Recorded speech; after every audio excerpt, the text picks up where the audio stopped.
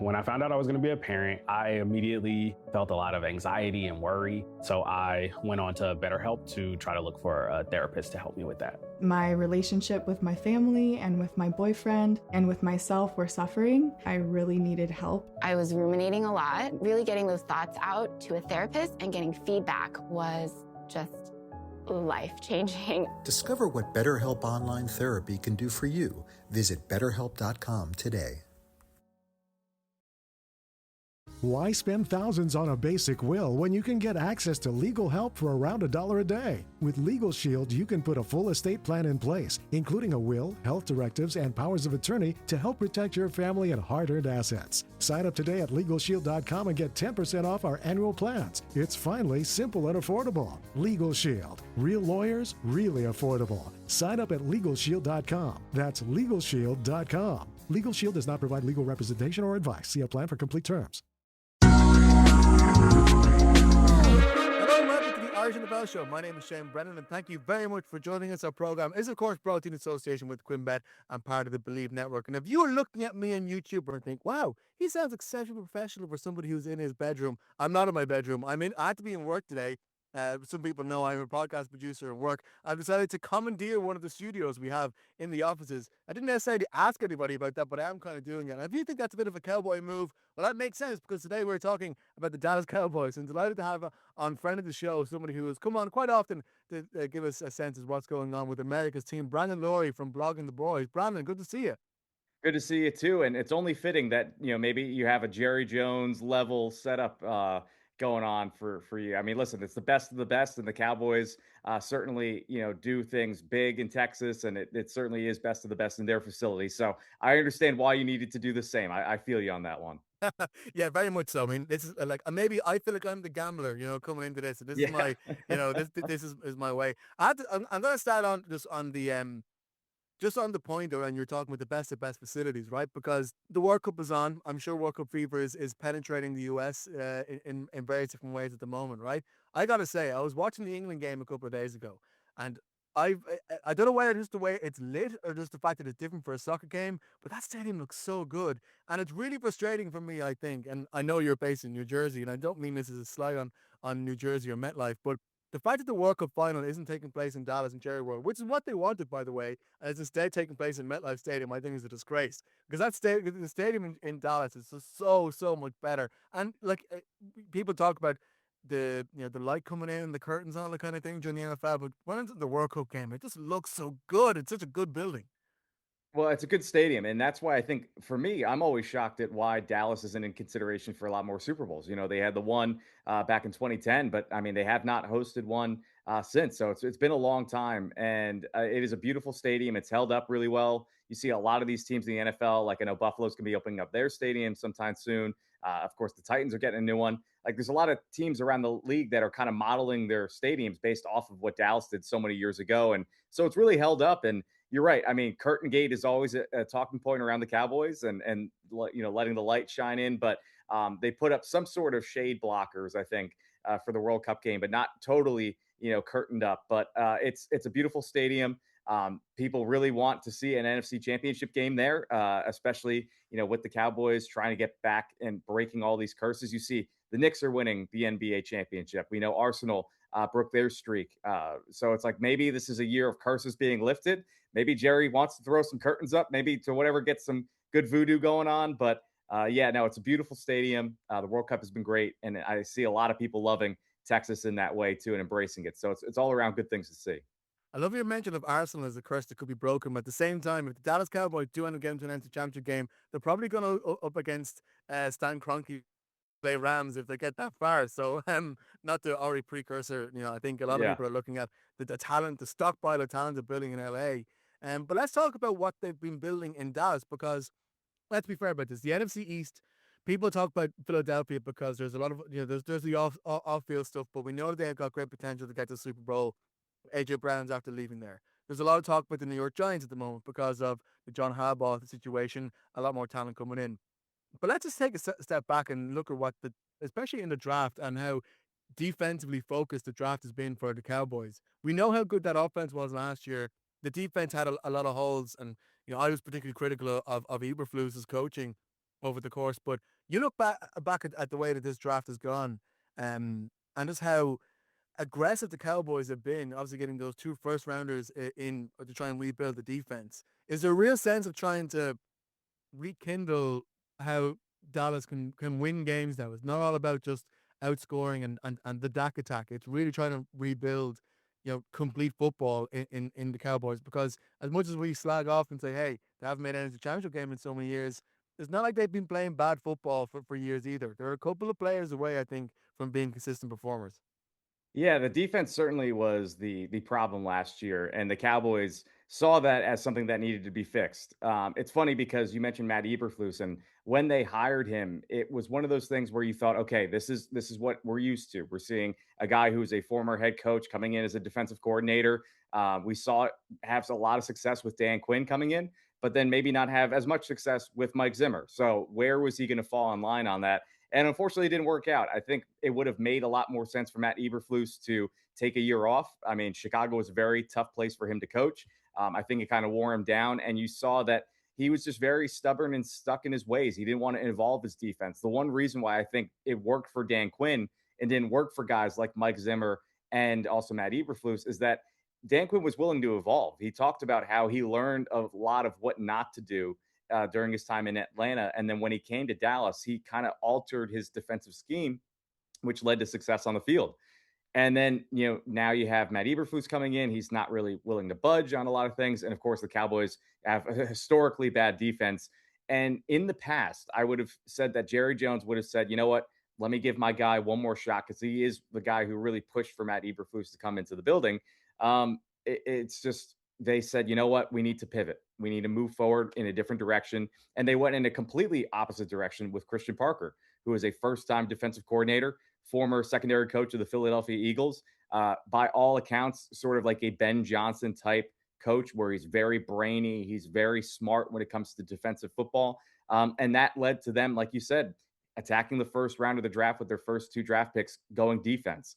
When I tell you that all of Cowboys fans, myself, whoever is watching the draft, when they landed Caleb Downs at pick 12, I mean, we were already throwing the Super Bowl parade and planning it in Dallas. It was such a surreal thing because nobody ever thought it would happen. It was almost the dream scenario that you just knew was unattainable. But it was like CeeDee Lamb in 2020. Like a good player sometimes falls to a team that you just don't think should be there. But teams are bad at drafting. We've seen that historically happen. The Giants in the division passed on them twice. The Giants are not a good drafting team, but they had a lot of areas to fix. So it fell in the Cowboys' favor. And I think Malachi Lawrence, as the defensive end that they took with their second pick later in the first round, is a very good developmental, high ceiling type edge rusher, which is what they certainly need after Micah Parsons left. So all around, I think that the draft, it was focused on defense for a specific reason, and that was to get better. And I do think that they hit certain pieces and got them in place, but it really comes down to what Christian Parker is going to be able to do with this defense. And I think that's sort of the Jenga piece, if you will, that's number one for them and where it's going to be for this season. And do we know this with Christian Parker? Do we know is he gonna try and make aggressive play calls? Is he trying to put pressure on? Is he blitzy, or is he a bit more?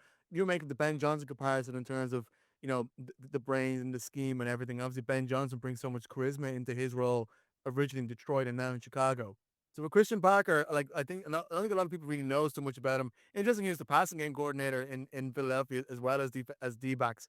I know a lot of his previous roles were on the defensive side of the ball before he went over to Dallas. Do we know is he the type of person who will look at the pieces that Dallas have, and is he going to be conservative? Is he going to try and put as much pressure on and use that front seven as quick as possible? What can we expect from his solid defense? Yeah, I would say it's TBD right now. I think a lot of Cowboys fans and people are trying to figure out what Christian Parker is going to be running on defense. We know he comes from a Vic Fangio school of thought. He spent a lot of time with Vic Fangio, not only in Philadelphia, but he actually spent a lot of time with him when he was in Denver. And this is a guy that Vic Fangio, wanted to seek out and have on his staff in Philadelphia coming from Denver. So I think we'll see what happens, but I know that it's a very secondary focused scheme. He likes having kind of guys play all different types of roles.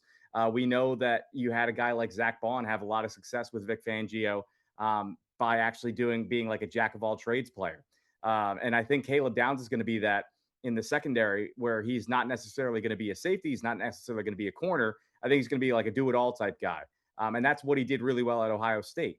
So I think we'll kind of figure out more and more as we get closer to training camp and closer to the season. But I don't think that's by accident. I think Christian Parker wants to keep things a lot of close to the vest right now. He wants to keep a lot of things under wraps because if you don't have to tip your hand to opponents right now, why would you? So I think a lot of people have been asking those questions. We haven't gotten a lot of answers, but I think that's a good thing, and I think it's been on purpose. You were talking about the Giants there in terms of a team that passed over on Caleb Downs. on Caleb Downs. Sorry, Yeah. names are not my strong point, especially on a Sunday. Oh yeah. I'm supposed to be sitting down watching the Gaelic football. Exactly. When I passed out on Caleb Downs, and I teed it up there in terms of the way that the Cowboys probably aren't getting the hype that the talent on field is really attributed because so much of the conversation. And look, there's a New York aspect to this as well in terms of where the media is based, but Yeah. the New York Giants have been getting a lot of attention in terms of there's a sense of real positive momentum. And again, the New York Jets have so often been the sort of off-season champions so many years and have never backed it up on field. The Giants are obviously a different organization, and Harbaugh is a different beast coming into there. Are you afraid of what they have to put up? Because we know that the first game that for each of these teams are going to test each other is, of course, that Sunday Night Football clash when the Cowboys face the Giants in Week 1. You know, who knew that the Giants and Cowboys could play in Week 1? I Yeah, didn't I know. know, right? What an idea. Whoever came up with that one. But it's going to be interesting, and it's going to be interesting over the course of the season.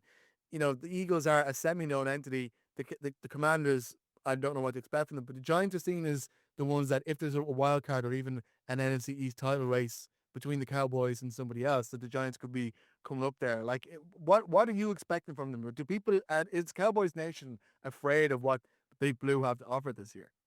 I'm so happy that the Giants are taking all the attention away from the Cowboys because if we have an off season of just no attention, no drama, just kind of laying back in the grass and in the weeds a little bit, I'm okay with that. No, I'm not afraid of the Giants. I mean, with Dak Prescott at quarterback, I mean, statistically, he's basically owned this team for his entire career outside of a couple matchups. So I look at it as the Giants. Yes, they have gotten better. Have they gotten better to the point where they're going to be NFC East champions? No, I don't think so. I think you could say the Cowboys, Eagles, and Commanders, all three are way better than them currently as it stands. I do like the hire for John Harbaugh to come to New York. It brings a sense of stability to them that they have not had in a very long time. When you look at the laundry list of coaches that they've had since Tom Coughlin, like he's kind of a throwback level coach in that mentality, and they wanted that in Brian Dable, but it's just he never did it. There was no track record for Brian Dable to be that guy. So you get a guy who has a lot of skin in the game. He's been around for a long time. You do also have a young quarterback. You have a young offense. But the thing is, Malik Neighbors is still very unhealthy right now.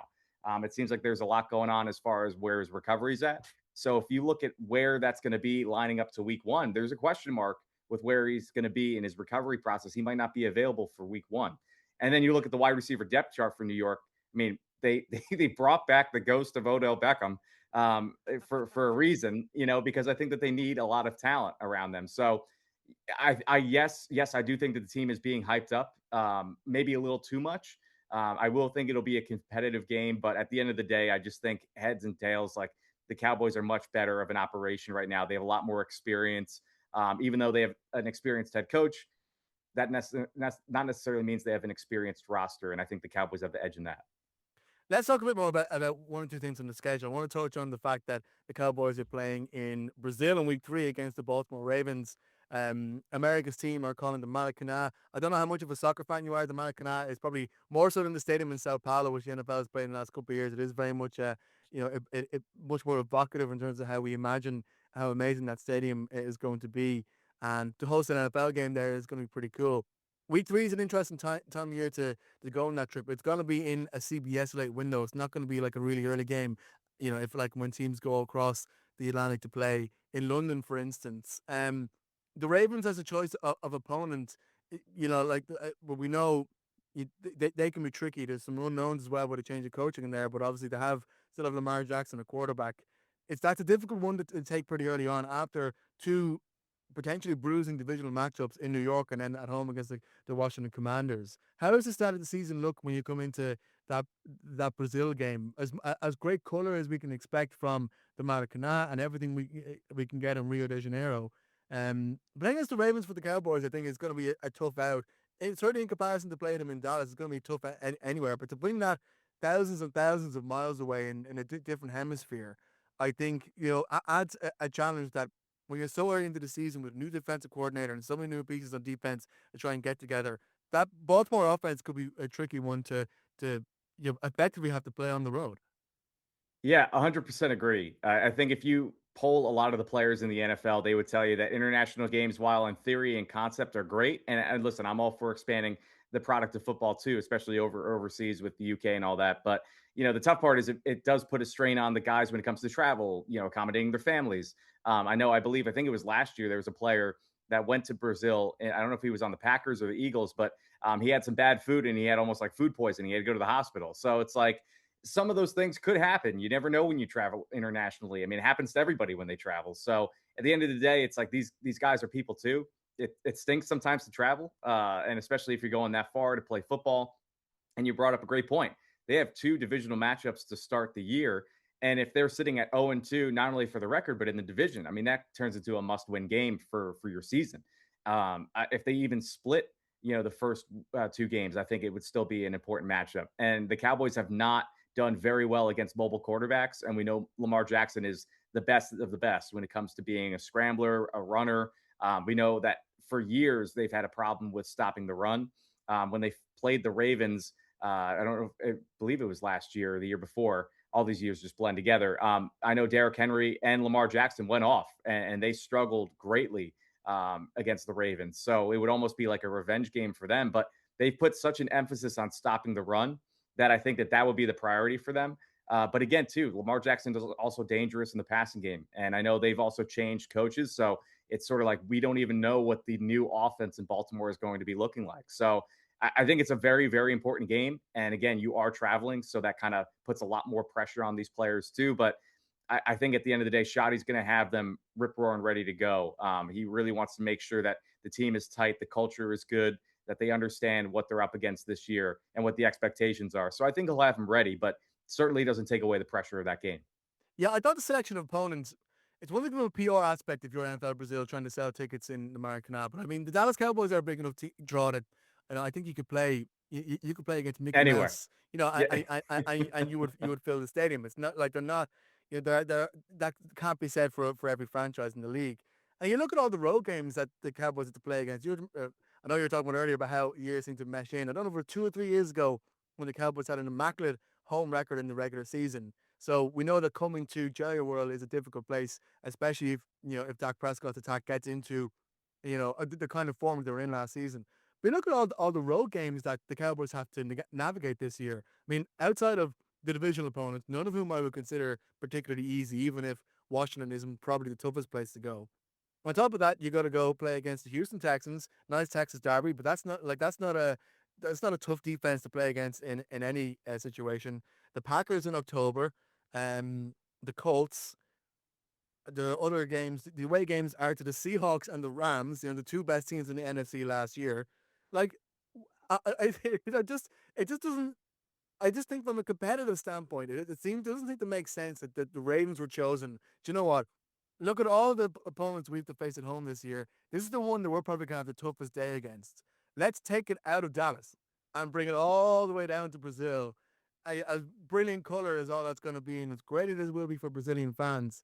And listen, I'm a massive advocate for NFL international expansion and trying to put on the best games possible. From the Dallas Cowboys point of view, I just find it a tricky one to say, was that the best opponent you could have selected out of your list to take out of Dallas and play in Brazil? Because you look at what the Rams are doing. The Rams are bringing the 49ers across Australia because they don't really have a home advantage when the 49ers Yeah. play in California. So they get a sort of advantage that way. Like it makes sense from their point of view.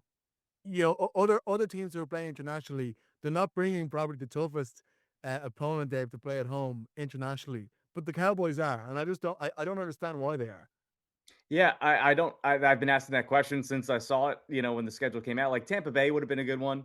You look at the other home opponents, I mean, Arizona, but the problem is you're trying to also, like you said, grow the international fan base.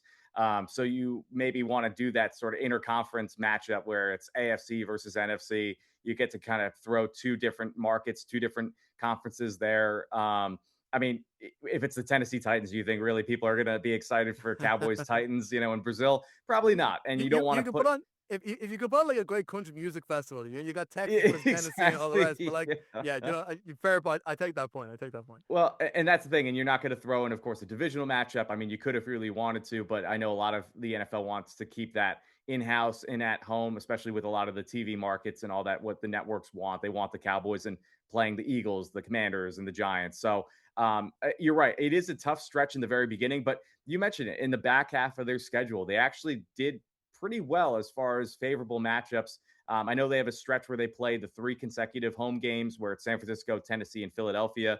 Um, when traveling to Green Bay, it's never an easy thing, especially if it's later in the year, but they get in October. You don't know what type of player Micah Parsons is going to be by that point. I think he'll be healthy enough to play, but he might not be 100% of himself. So you're getting Micah Parsons earlier in the year instead of later.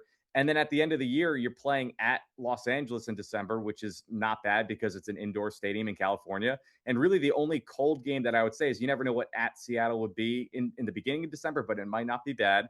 And then it's at the Commanders to close out the year, and they're very used to be playing that. And it might be something where all of a sudden they're in playoff contention and they could just rest, that week too. So I think, yes, the beginning of the schedule is brutal, and I think it is a tough stretch to start the year. But once you start looking at the back half, if you do really well in the beginning, not saying you can coast because you can never can coast in the NFL, but it does set up a little bit more favorable. And the other thing too, I really hate is I hate the week 14 bye. I think that the NFL should get rid of the week 4, the week 14 bye. You can't have one so early in the year. You can't have one so late in the year. But maybe in the future when they expand another NFL game, you'll get 2 byes, and then that won't matter anymore. But that's another part of the schedule I really don't like, because then by that point, glass half full would be, well, then you're resting these guys before the playoff push. Glass half empty would be, we're really struggling to stay healthy throughout the year. We wish we had this earlier in the season. The week 14 bye as well, because obviously the Cowboys are famous for playing on Thanksgiving. What I find weird about that is usually they would try to play on Thanksgiving Thursday and then play again the following Thursday. But I think I'm right in saying that is that they're playing Thursday, Sunday bye, and Yeah. then Yep. coming into the last 3 games, which is, interesting way to schedule that one. I think you're right. I mean, certainly trying to if they have had a way to put the buy in earlier in the season before the Thanksgiving rush, probably would have made more sense. Let's talk about, and thank you very much, by the way, because we are recording this on Father's Day, and you were telling me off air that you have plans that involves a pool and a barbecue, and I don't want to keep you away from that for too That's long. okay. The Cowboys are always. I'm always happy to talk about this team. I love it, and we were talking too. Like I haven't had many opportunities yet to do it because nobody wants to hire the talent in the offseason when there's nothing to talk about. So it's like now we get to do it. So I'm Yeah. always excited to talk about Cowboys.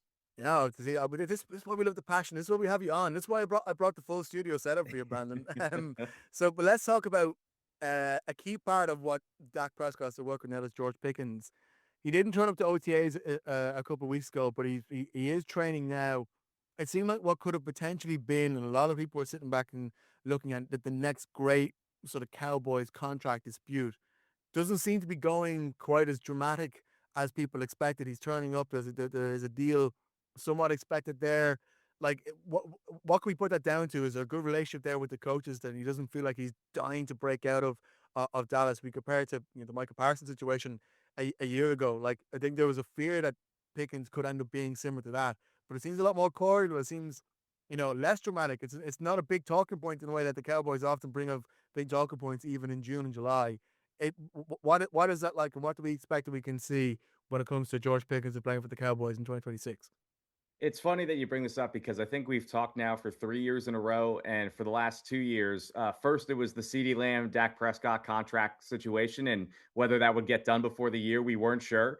Last year it was Micah Parsons. We weren't sure. And, now you're asking me this again. And I thought that the answer would have been, well, George Pickens is holding out. We don't know what's going to happen in training camp, if he's going to show up. But then all of a sudden, the entire offseason, everyone's like, no, I think George is going to show up. I think he's going to show up. Then when he didn't show up for OTAs, it's like, well, Willie, I'm not sure. Then he showed up and he signed his tag, and everything has been like good, but everybody's waiting for that shoe to drop, right? Everybody's waiting and saying, no, not so fast. Let's see where this plays out. He's been a good soldier up to this point outside of, when it comes to the volunteer work. Maybe he wasn't there, like I said, or like you mentioned for OTAs, but anything mandatory, he's been there, which is awesome. And I think a lot of that contributes to his relationship with Dak Prescott, his relationship with CeeDee Lamb. When you have guys on the team that have been through the situation that he's been through this offseason, they can give him a little bit more perspective. And I think he knows where the goal is at, where he is a player that has this connotation, or not a connotation, this impression on people that he is, not the best to be around, and that he has this stigma that's attached to him. So the only way to fight that is to be a good soldier, like show up, do the work. And so he knows that on the horizon, there is a big payday to be had. He had a career year last year. Dak Prescott is the best quarterback he's ever played with. Dallas is the best situation he's ever been in his career. So I don't think he's naive to the fact that he could be a multimillionaire at the end of this year and do really, really well for setting up his family and having long-term success in the NFL. But he has to be here. And having the franchise tag is great for the Cowboys, because if they want to see a little bit more from him, then okay, you need to earn it. Earn the long-term deal. We want to see this happen at least one more year. And then for him, it's like, okay, great. I get fully guaranteed money. And then I can potentially make even more next year because of all the deals that have transpired this offseason. Where if you look at the Cowboys, they were originally potentially going to offer him a deal, maybe let's say 32 million, 33 million, or $30 million annually. Well, then Jackson Smith-Njigba signs a year where it's upwards of 40 million annually, and all these other guys start signing extensions, Drake London and all that. And then the price gets higher, higher, higher. So we don't know what next year is going to bring, but it might be where all of a sudden he's outpricing himself in Dallas and he goes signs a lucrative deal next year. But hopefully that would be with the understanding that the Cowboys did really well, that they did make a championship push. And then at that point, it's like a Kenneth Walker situation. Like, hey, we'd love to pay you if we could, but you kind of outpriced us here. So, good luck elsewhere. So I think that we could see Dallas have a lot of success on offense because of the relationship that he's had with Dak Prescott, with CeeDee Lamb. And I also posted a picture on Twitter, or X, if everybody wants to go check it out on my profile. It's a picture of Brian Schottenheimer and George Pickens, like giving like a really nice hug to one another. And I don't think it was by accident that the Cowboys posted that photo, because George talked about his relationship with Brian Schottenheimer and how well he's communicated things to him. Schottenheimer has been authentic since he arrived in Dallas. And he's talked about he's always going to have honest and tough conversations with his players. And he called George Pickens and said, hey, listen, we're going to give you the franchise tag. This is why we're doing it. This is what we're doing. And he said that he appreciated that phone call. He appreciated that communication. And at the end of the day, these players want to know where they stand. And so I think that honesty came across as a good thing. So I will say it is probably based off of the relationships. I don't think it's more agent driven. I think it's more the relationships that he's built in Dallas and why he wants to show up for his guys. Brandon, thank you so much for taking the time to join us. Two things, right? Firstly, tell everybody where they can find your work, and keep an eye on all the stuff we do when it comes to following the Dallas Cowboys. And if you're brave enough, tell us who's going to win the FIFA World Cup 2026. I'll start with it's at Brandon is right. That's WRITE. Listen, I saw one football analyst the other day. He said the U.S. has a shot. They have a shot to win the World Cup. So I'll say the U.S. just because it's my home. But you know what though? I know it's not going to happen. That's a pipe dream. It's only the second time they've ever advanced to the knockout stage. So we're living on Miracle Street right now too. But again, with the Knicks winning the championship, Arsenal breaking their curse, maybe the U.S. pulls off the impossible. Next to line, it's the Cowboys. So you never know what's going to happen. But yeah, I'll go with whoever you say is going to win the World Cup. I'll stand by you on that. You seem a lot more knowledgeable in that realm than I do. So I'll go with your prediction, but I'll say the U.S. just because. Yeah, see, if I say what I think, people are going to get annoyed at me because I think England are going to win, and Irish people don't like the idea of England winning. But of course, you're sticking to the plan. You follow America's team, and in the World Cup, you follow America's team. So Exactly. I like that. He's sticking to it. Brandon, thank you so much for taking the time out to join us on this Sunday. I do very much appreciate it. Absolutely, Shane. Anytime. Sold! Here are the keys to your new home. New beginnings sound exciting. From a new marriage to a new home, having access to legal help comes in handy. With Legal Shield, you can connect with a designated law firm that knows your state laws, helping with prenups, real estate contracts, and even wills and estate planning, starting around $1 a day. Legal Shield. Real lawyers, really affordable. For 10% off your annual subscription, sign up at LegalShield.com today. That's LegalShield.com. Legal Shield does not provide legal representation or advice. See a plan for complete terms.